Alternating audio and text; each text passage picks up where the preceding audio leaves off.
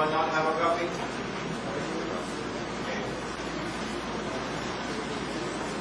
The rabbi said, ask him 3 questions, which only a prophet can answer.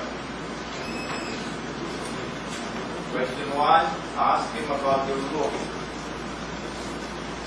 Question 2, ask him about the great traveler who traveled the 2 ends of the earth. Question 3, ask him about a young man who disappeared aboard the day. The answers came down in Revelation. The answer to question 1, ask him about the ruh. That answer was placed in Surah Bani Israel, which is Surah number 17. It's also called Surah Al-Isra. But the answers to question 2 and question 3 were placed in Surah Al-Kahf.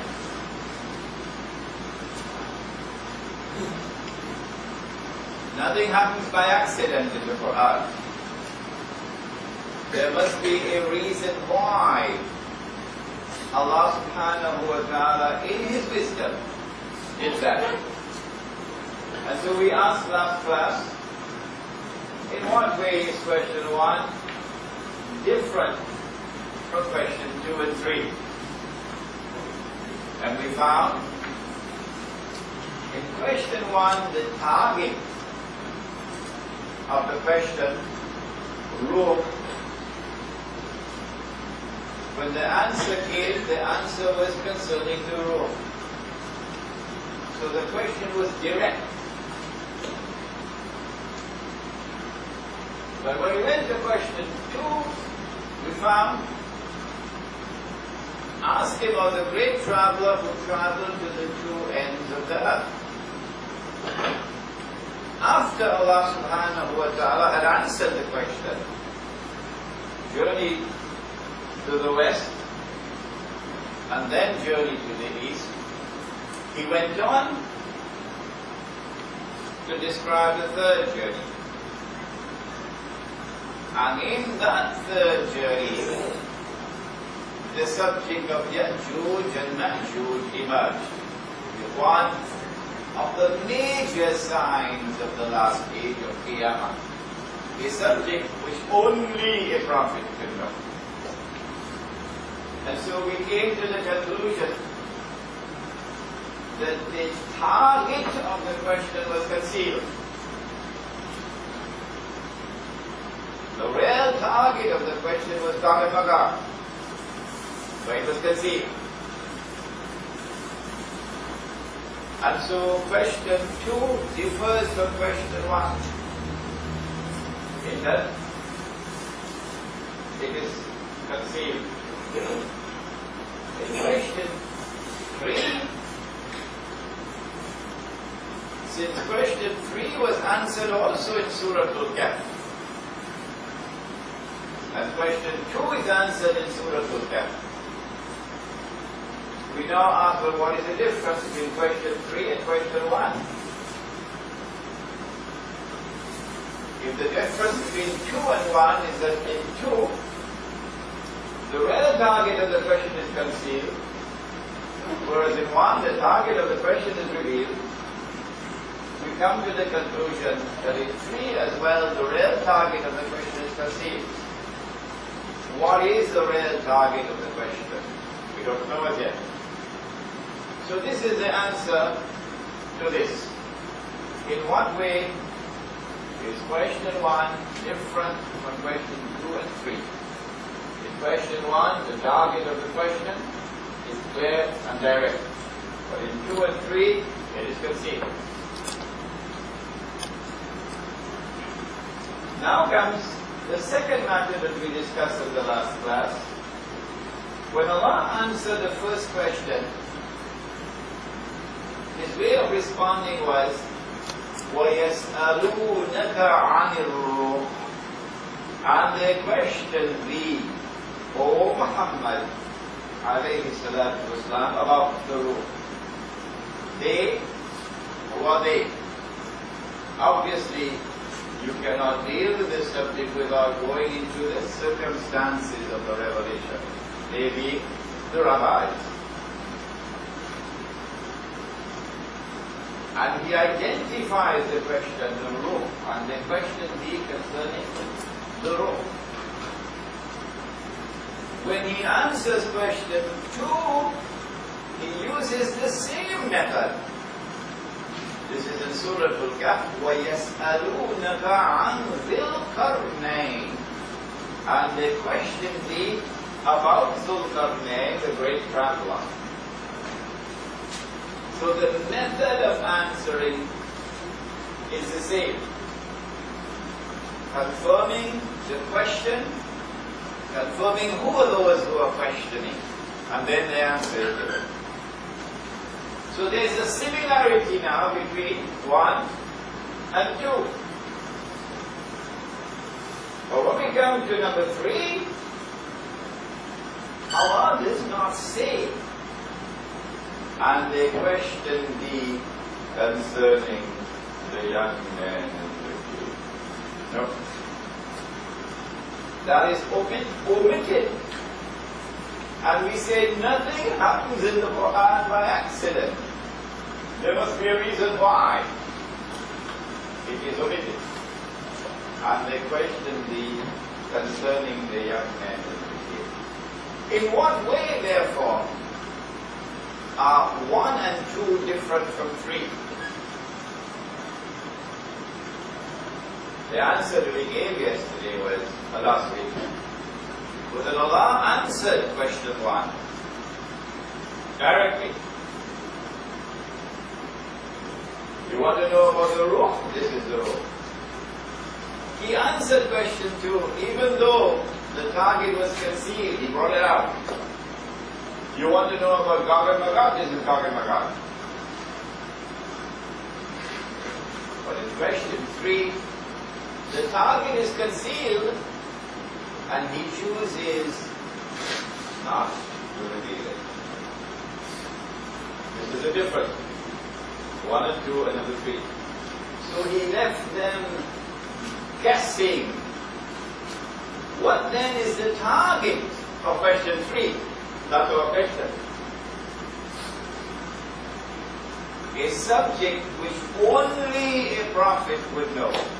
No one else. We use analogical reasoning. Since in question 2, it was one of the signs of the last of Qiyamah. Then in question 3, it should also be one of the signs of Qiyamah. Then we got confirmation that this is correct. When the Prophet ﷺ, he explained, recite Surah Al-Kahf, the first 10 ayat, for protection from the fitna of Dajjal. And that is how we were able to come to the conclusion that the rabbis wanted to know whether Nabi Muhammad ﷺ knew about Gog and Magog, knew about Dajjal, and knew about that tricky question, the ruh. We explained to you why it was tricky. We don't need to repeat. Having done that in the last class is a very important reasoning. We now, in today's class, give you an introduction to Dajjal. Who is Dajjal? The Prophet ﷺ described him as Al-Masih al-Dajjal. Dajjal, who will impersonate Al-Masih, the Messiah. And so he's called the false Messiah, the great pretender. The Christians call him the Antichrist.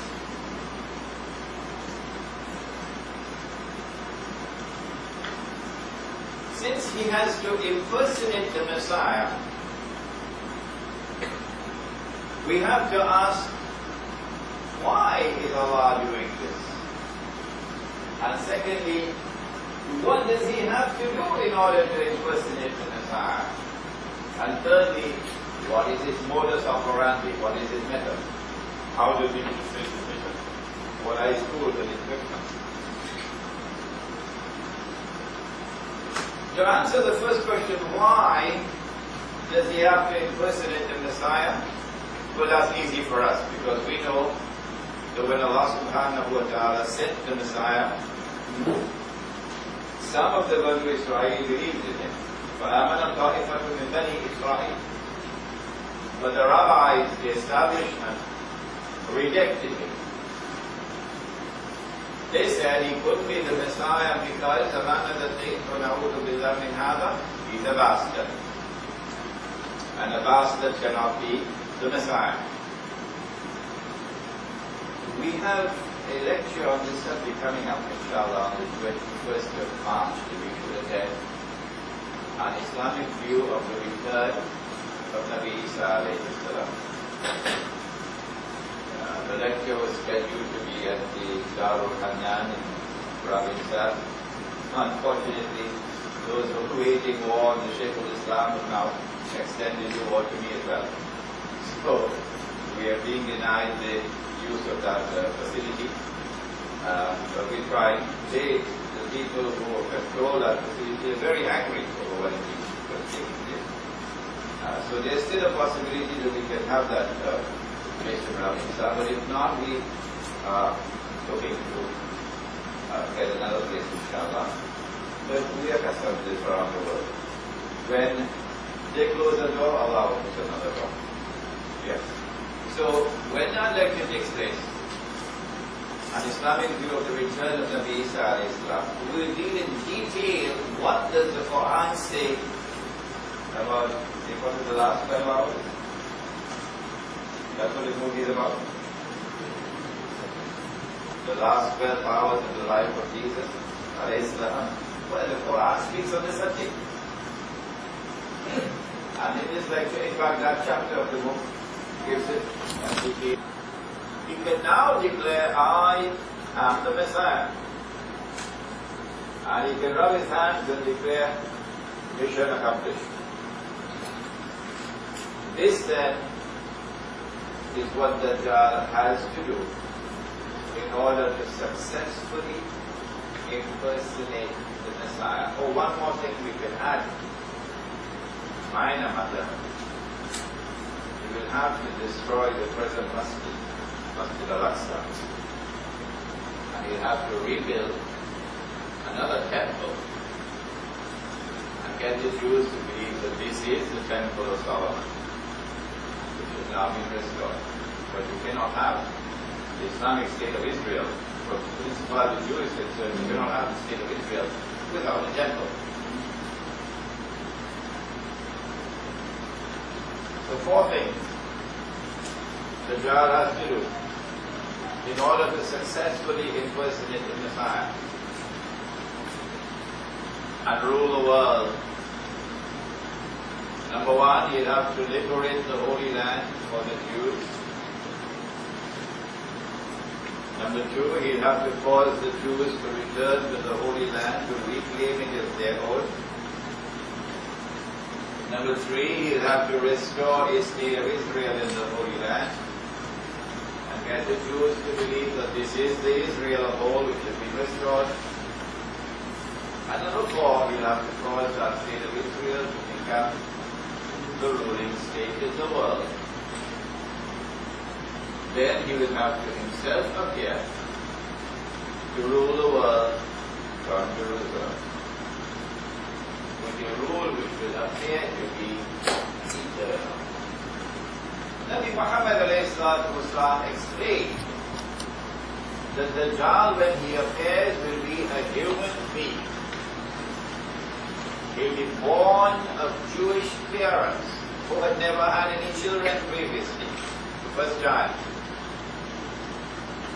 He will grow up, and the Jewish boy grow up to be a young man, powerfully built, with curly hair.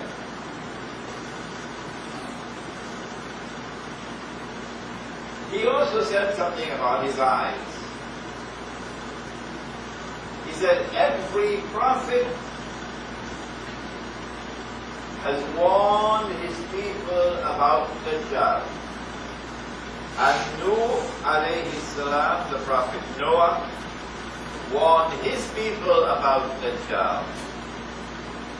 But I am going to tell you something, said Nabi Muhammad alayhi salam. I am going to tell you something about him which no one has said before me. So this is information of the absolutely greatest importance, and it is saved for the very last, because no prophet after this. What is this information? Dajjal sees with one eye, his left eye. He's blind in the right eye. It looks like a bulging brick. But your Lord is not one eye. Between his eyes, on his forehead, is written the word Kafir. Kafir. And every mu'min will be able to read it. Somebody move the clock from him. Kafir. Kaf. Ba. Ra.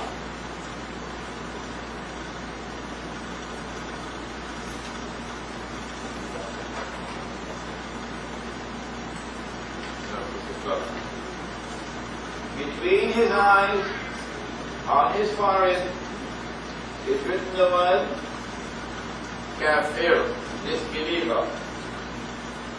And every mu'min will be able to read it. Who is the mu'min? Answer: the one whose Islam has entered the heart. That's a mu'min. When he speaks, it's not just words and words and words and words and words. No. It has entered the heart. Now he's a mu'min. Every mu'min will be able to read it. Whether the mu'min is katib, literate, can read and write, or ghayru katib, illiterate, cannot read and write. In another class, we're going to interpret this hadith, inshallah, quite some detail. But for now, let us be content to point out that what we have here is something called religious symbolism. We're not actually looking for someone with one eye literally. No.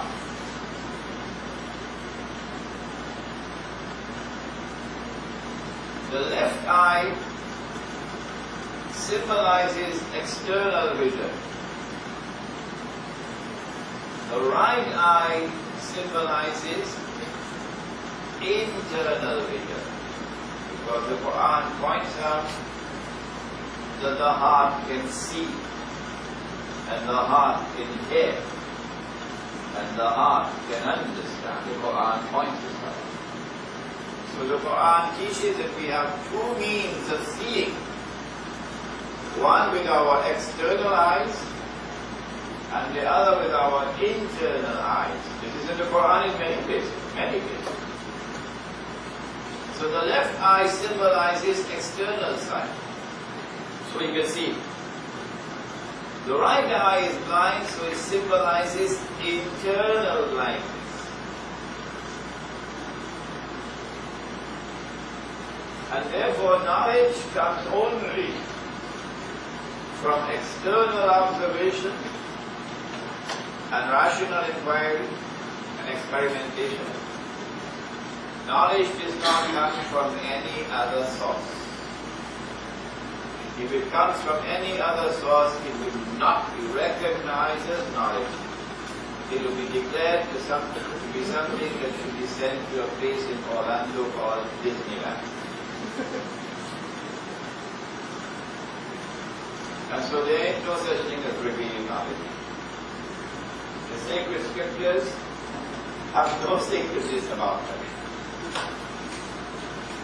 This is a branch of knowledge called epistemology. It's a big word. The branch of knowledge which studies knowledge. The world of Dajjal, the world that Dajjal creates, is a world which will embrace an epistemology that knowledge comes only from external sources. The foundation of religion is belief in a world you can't see. Al-Ghayb.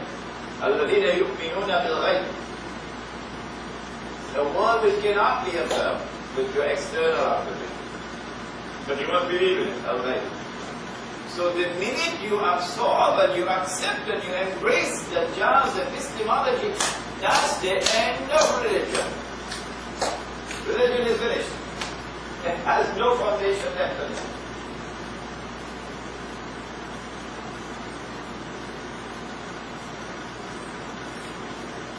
This then is a brief description of Dajjal.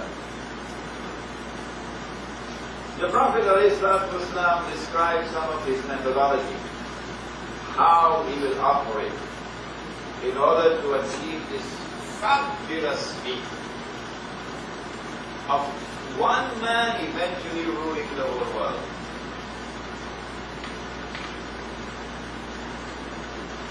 Among the things that he says about Dajjal is that he has a, excuse my language, a PhD in deception. A PhD in deception. He comes with two things, a river and a fire, said the Prophet ﷺ. This is the language of prophets. Simple words, profound statement. He comes with two things, a river and a fire. What is river? Is a fire. And his fire is the cool waters of a river. The river, of course, symbolizes heaven, and the fire symbolizes hell.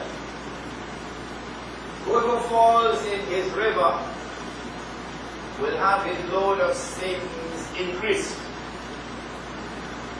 And whoever falls in his fire will have his load of sins decreased. In other words, Dajjal takes the road to heaven and makes it look like the road to hell, the fire. And he takes the road to hell and he makes it look like the road to heaven, the river. In other words, appearance and reality are completely and totally different from each other whenever Dajjal strikes. What a thing is will be quite different from what it appears to be. And those who formulate judgment based only on the left eye, external observation, rational inquiry, experimentation. Those who formulate judgment based only on external observation will be able to analyze only the world of appearances, and they will always be deceived. The only one who can penetrate the reality when Dajjal attacks, to see things as they are, not as they appear to be on CNN and the New York Times. The only one who will be able to penetrate the reality of things when Dajjal attacks is the one who sees not only with the left eye, external observation, but also with the right eye, namely internal, intuitive, spiritual insight, which is something that only the believer has.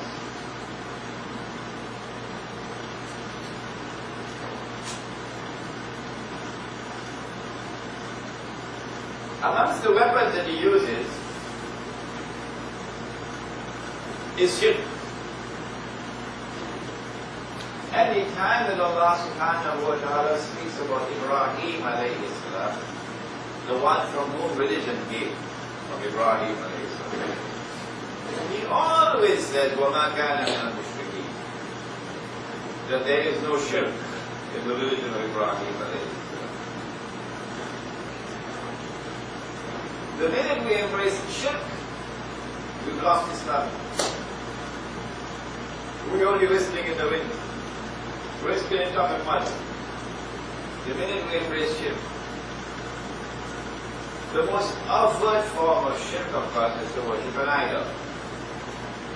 Or to worship a man instead of God, Allah. But the Prophet warned that when the child strikes with shirk, it's going to be so plain and clear that you could easily recognize it. It will be very difficult to recognize that shirk when the child strikes you with shirk. How difficult, Yassi? How difficult would it be?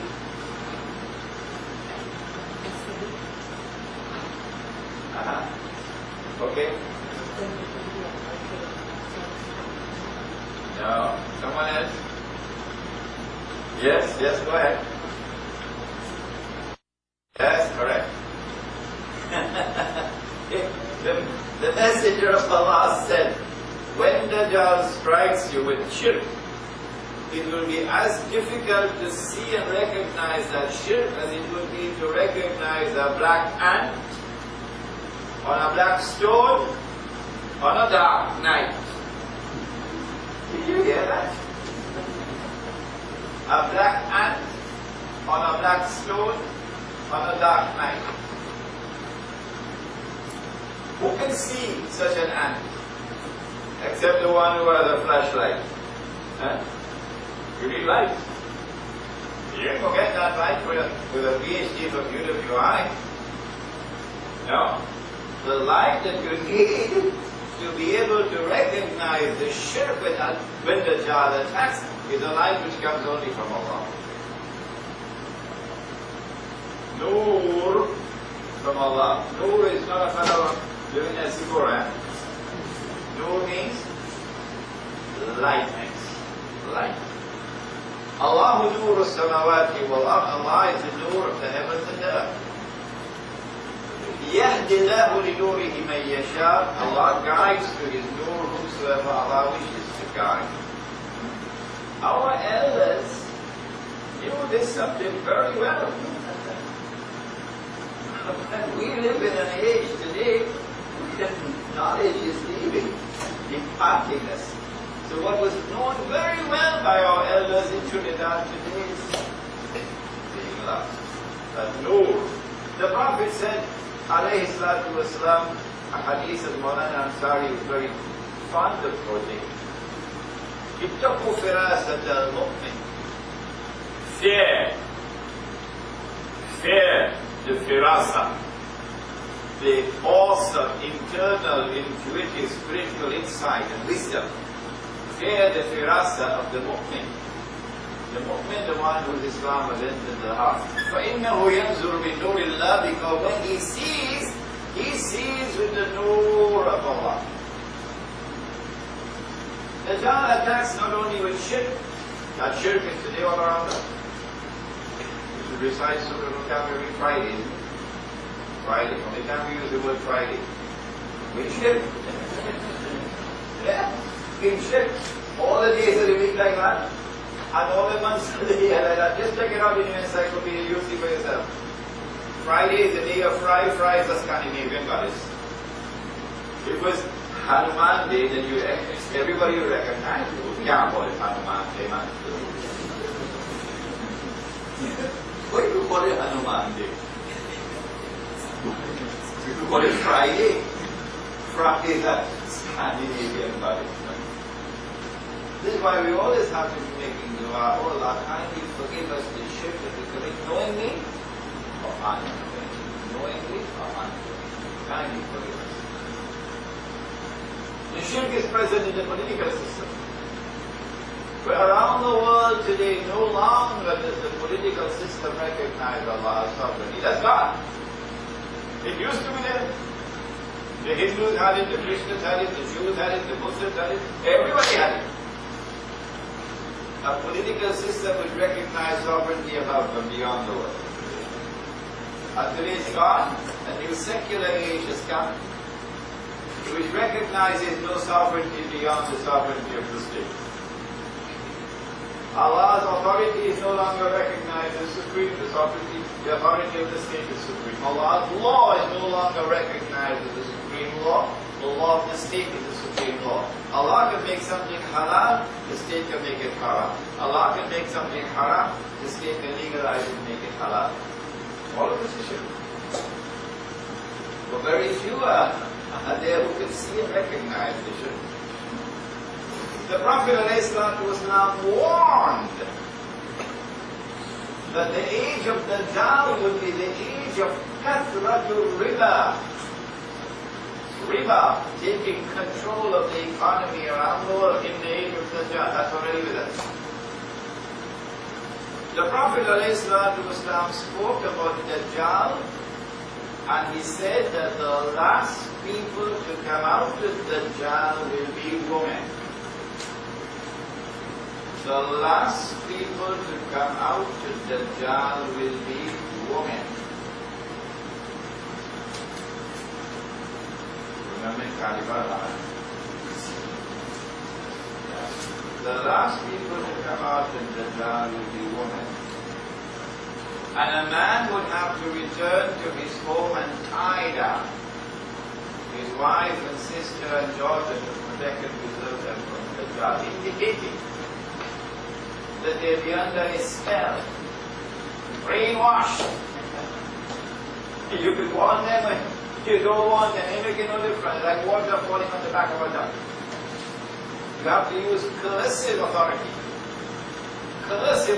on them to be able to protect them from being seduced by Dajjal. That hadith is today fulfilled in the modern feminist revolution. There are several ahadith of Dajjal concerning Dajjal which shows a link with the continuing scientific revolution. Which is not finished yet. In fact, there are ahadith on the basis of which we can predict what's coming in the world of science tomorrow. Dajjal is going to ride on a donkey. The donkey will travel as fast as the clouds. The donkey will have his ears stretched out wide. For those who are incapable of sourcing knowledge other than that which is literal, that is, which is through observation. For such people, they insisted we got away from that flying donkey. It is not our intention to speak disparagingly about them or to make fun of them. That's not our intention. But there are lots and lots and lots of scholars today who are imprisoned in that prison, of being incapable of understanding anything else except that which is literally presented, and hence incapable of grappling with the subject of religious symbolism. Incapable. You and I can easily recognize that flying donkey.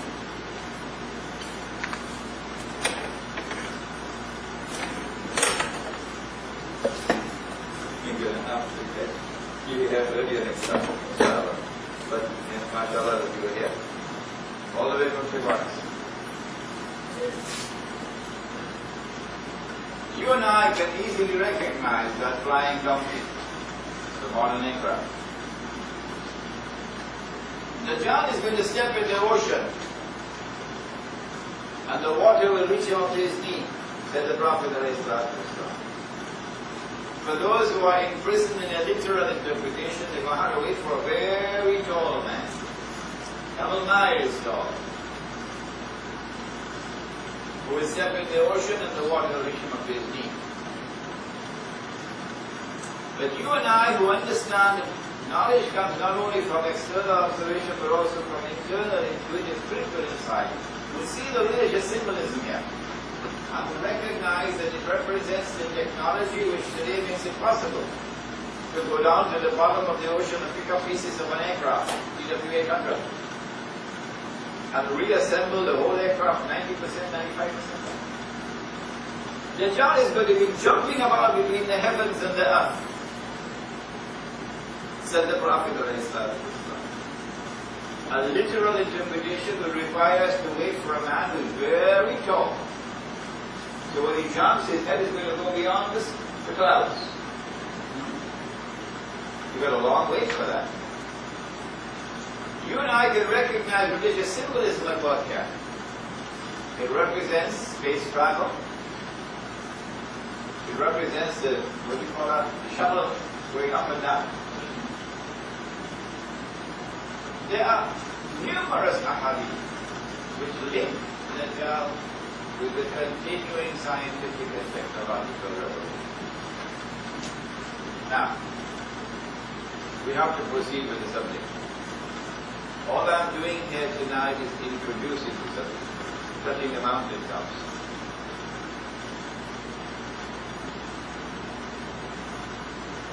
The Prophet ﷺ is in Medina, and a man named Tamim al-Dari, a Christian, takes the Shahada, becomes a Muslim. And he comes to the Prophet ﷺ and he narrates an event. The Prophet ﷺ asked the people, keep sitting after the Salat. I have something to say to you. Tamim al-Dari came to me and told me something about Dajjal which confirms what I've been saying. Which confirms what I have been saying to you. And then we get the story from the blessed lips of the Prophet ﷺ. Here is the story. You read it in the book inshallah. Tamim al-Dari and some 30 or 40 of his companions went on board a ship. And the storms came and blew the ship for a whole month until they reached land. It was an island. The hadith does not tell us how they knew it was an island. When they got on shore, they were confronted by a very hairy creature or beast. So much hair, you could hardly tell which side is head and which side is tail. This creature or beast then spoke and said, I am Jassasa. Imam just recited in the first rakat. وَلَا تَجَسَّسُوا, do not spy on each other. Command. So Jassasa, the one who spies, the spy. So here is an island which conceals its true identity and which has excellence in spying and espionage. Jassasa then pointed to a monastery. So an island which at some time is going to be Krishna. I said, there's a man waiting for you there. So they rushed to the monastery, and there they found this young man, powerfully built, curly hair. But he's in chains. His hands are chained to his neck, and his feet are chained together. He questions them. Lots of questions. You read it in the chapter. And at the end of the questioning, he declares, I am Dajjal.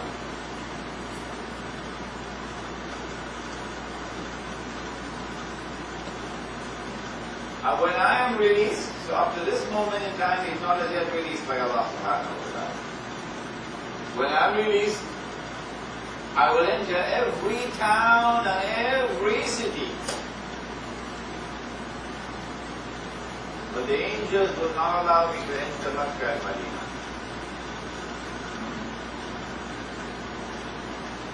This is the hadith that the Prophet ﷺ narrated.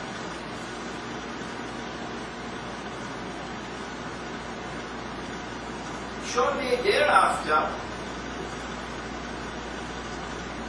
In Medina, the Prophet ﷺ, who has been talking about Dajjal for a few months now, suddenly suspects a Jewish boy to be Dajjal. The boy's name is Ibn Sayyad. So the Prophet ﷺ takes Umar radiallahu ta'ala anhu with him to go and question this young man. He goes and questions him. And the young man is rather impertinent in his replies. We don't have the time to give you the conversation. Umar radiallahu ta'ala anhu is quite angry. So, a messenger of Allah, give me permission, I'll cut off his head. Today, ex-President Guardian would say he's a terrorist. O messenger of Allah, give me permission, I'll cut off his head. This is Umar. Islam don't come from the Prophet we have today. Islam comes from Allah and His Messenger. And these are the companions of the Prophet of Islam.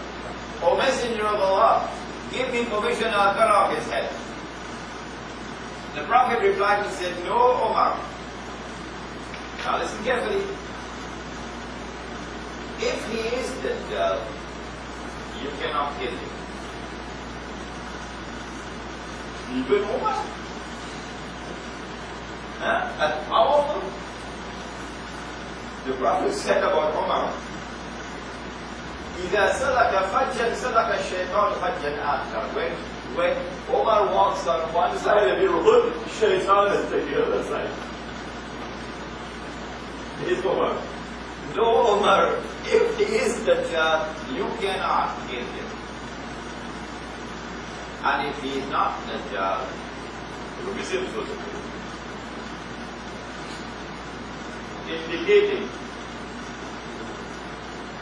Indicating that the possibility exists that he can be Dajjal.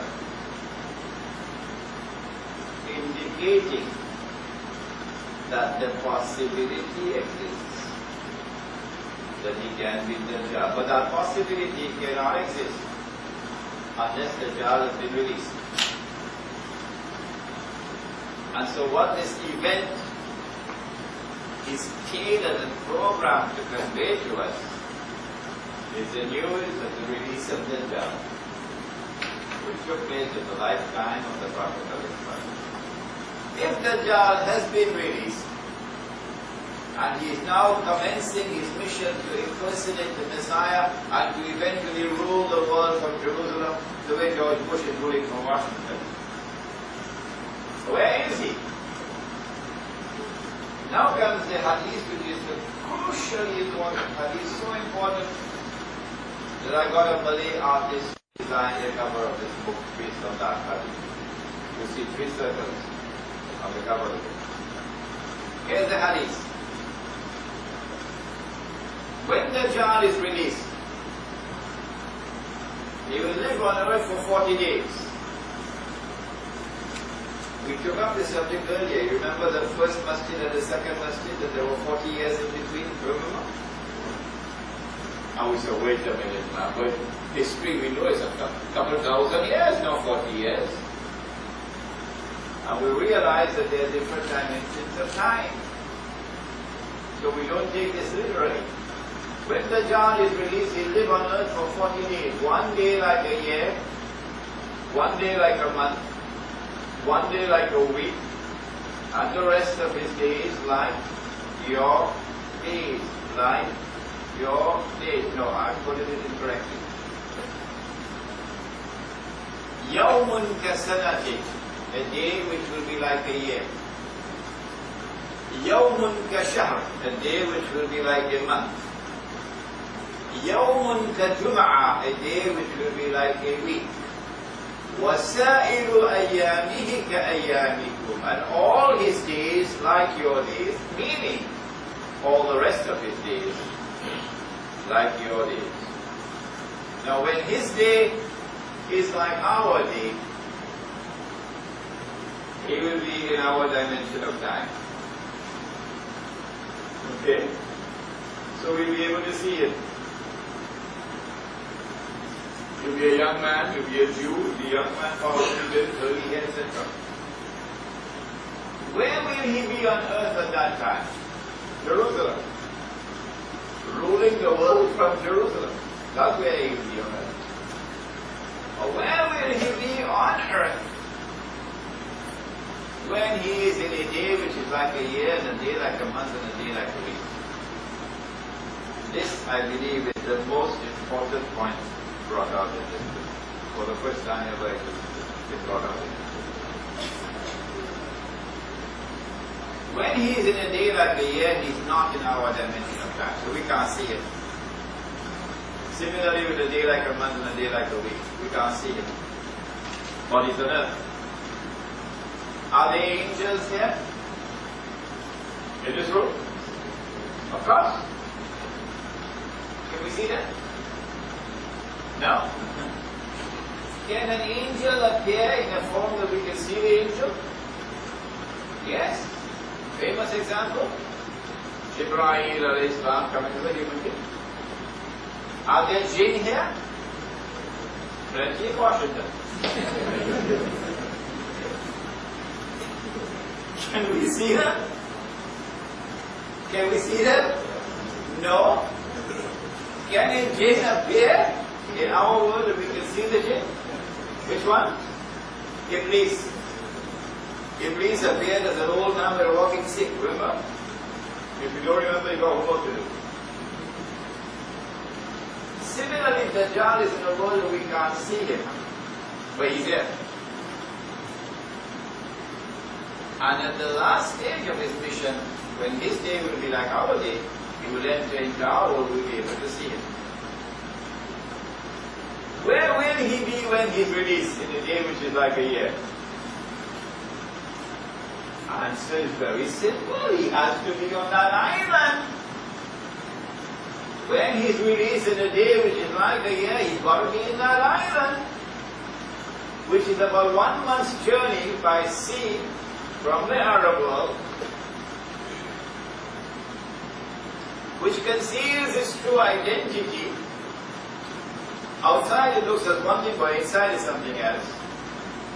And which has a PhD in spying and espionage. Which island is it? Don't tell me Singapore.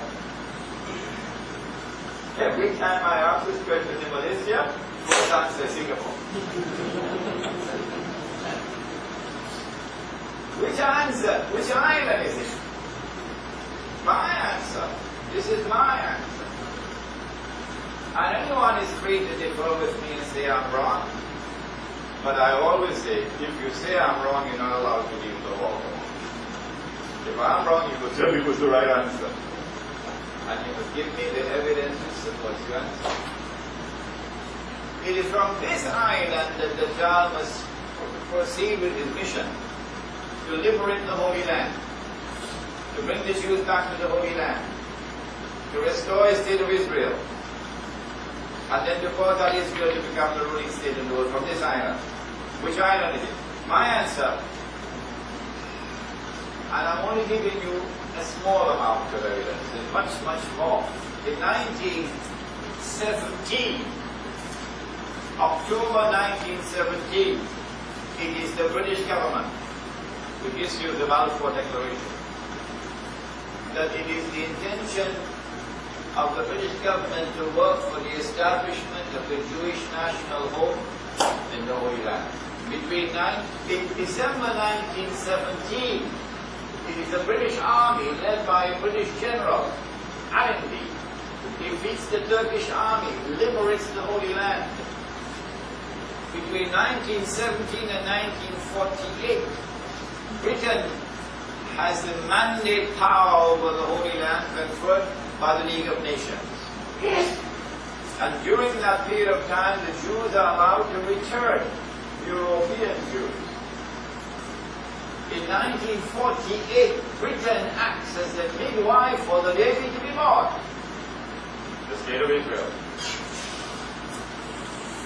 And so I have come to the conclusion that the island in the hadith of Tamim al-Dari is Britain. And so when Dajjal is in a day which is like a year, Britain is his headquarters. And I notice that he who wants to rule the world eventually transforms Britain into the ruling state of the world.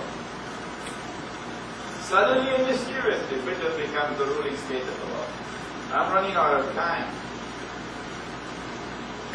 In the First World War, we noticed the transformation, the transfer of power from one ruling state to a second. The United States of America replaces Britain and becomes the second ruling state in the world. The United States of America maintains the strangest and most mysterious and most mystifying and most inexplicable relationship with Israel.